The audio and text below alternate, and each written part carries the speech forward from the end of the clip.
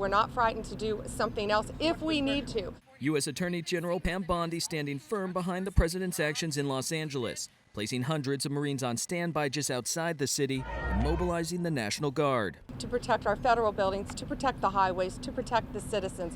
This morning, the U.S. Northern Command says those Marines are still undergoing training, including how to use non-lethal weapons. These are the men and women trained for foreign combat, not domestic law enforcement.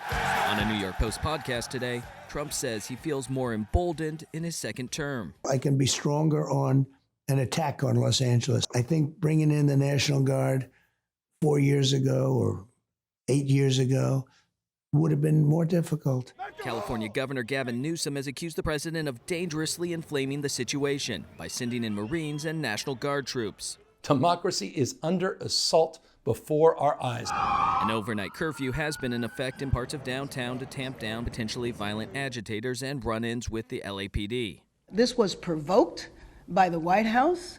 I posit that maybe we are part of a national experiment to determine how far the federal government can go in reaching in and taking over power from a governor. The mayor says the curfew, which covers about 1 square mile of downtown LA, is likely to continue for a few more days.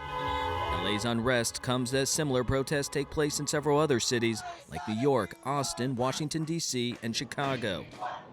In Los Angeles, Michael Yoshida reporting.